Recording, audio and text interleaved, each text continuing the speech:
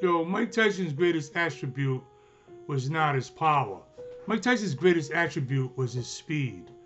If you watch early '85 Mike Tyson, this guy was throwing 5-punch combinations, unheard of when you talk about a heavyweight fighter.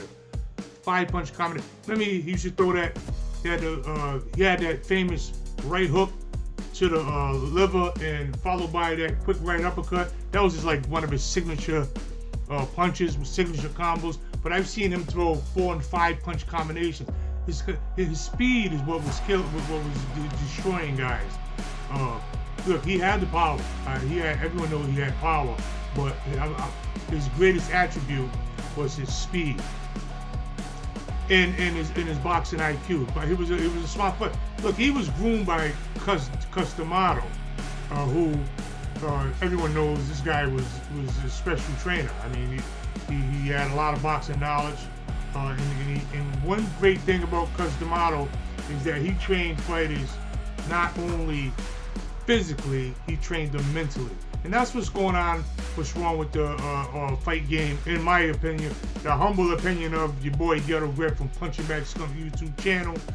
In my humble opinion, that's what's wrong with boxing today.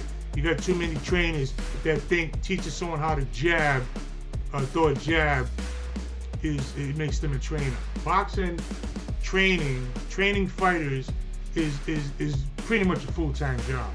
You have to know how to train the body. You have to know how to train the mind. You have to, guys get knocked down. You got to have their mind prepared for everything. Like how do they react when they get knocked down? How, all these different mental challenges that fighters go through. Listen, that 24 hours before a fight, fighters go through a lot of mental preparation prior to a fight. Say you sign for a fight next month.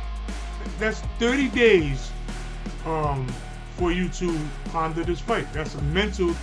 You have to be mentally tough. And the day of the fight, it is a heavyweight matchup. I'm going to let you know when that man fights Efe Ajagba, do not blink. Of his 5 professional bouts, 4 of them have been done in the first round. So he likes to bring an end to opponents in quick fashion. And Curtis Harper has walked out of the ring. Wait, what? I cannot believe this. I've never seen this before. He walked out of the ring. And I tell them there's no difference between a hero and a coward at all, and how they feel. But it's what they do that makes a difference. That's what makes the difference between a hero and a coward. Now, the people who watch you do what you do, judge you on what you do, not how you feel.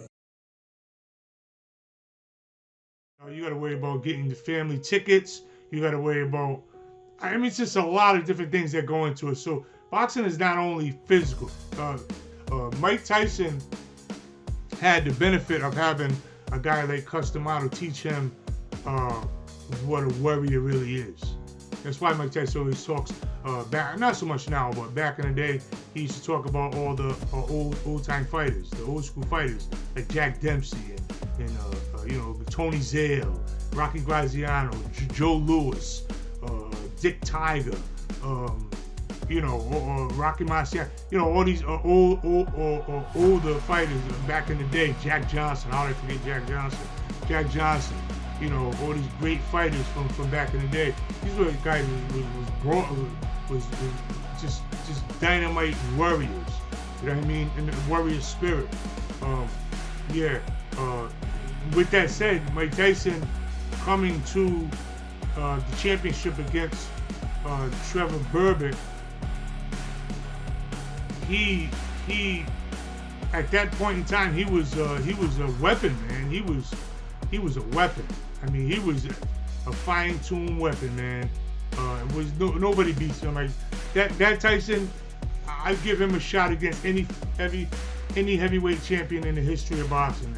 That Tyson, I'll give the 85, 86 Mike Tyson a good chance of beating anybody in history.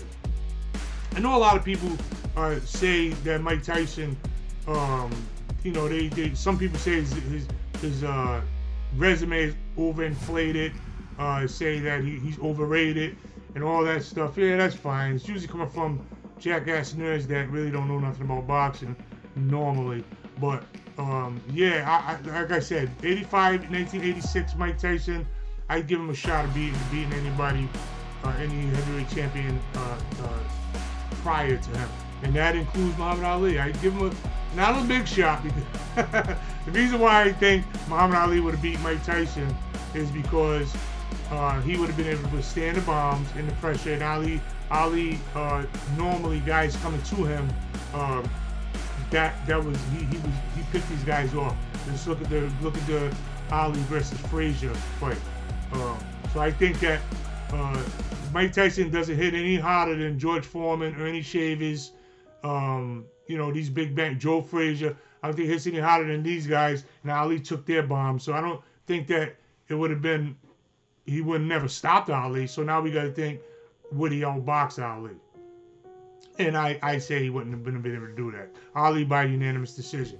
But with that said, Tyson, I want to say Tyson's speed was, at the time, Tyson's speed was, I don't want to say on the level as Muhammad Ali, but Tyson's speed was way above average for a heavyweight. If you look, everyone concentrates on his power, boom, bang, boom, but I'm saying this guy's speed was incredible. You got to go back and look at them 85, 86. A lot of these fans today that like Mike Tyson, some of them wasn't even born in 1986. And that's why a lot of Tyson's new school fans come from his persona. He's in style now. When Tyson did the movie Hangover, he ended up getting a whole different fan base. Right? A lot of these kids that follow Mike Tyson, they like him from the movie Hangover, and they became a fan then. But they don't know the 85, 86 Tyson, the one, the killer, the one, that guy. They don't even know that guy. You know what I mean? So, but that guy was dangerous, and what made him dangerous is his speed. He was extremely fast. His defense, he had that peekaboo, bottom, back and forth style. It was hard to hit, hard to pinpoint, hard to time. It's hard to time that head going back side to side and coming in with them bombs. You got to watch out for them bombs, and it's hard to hit them. So that's a difficult opponent, and the speed. So yeah, man, Iron Mike Tyson was something special. And like I said, his speed was his greatest attribute. Yeah, and there it is. Mike Tyson, greatest attribute was speed, not power.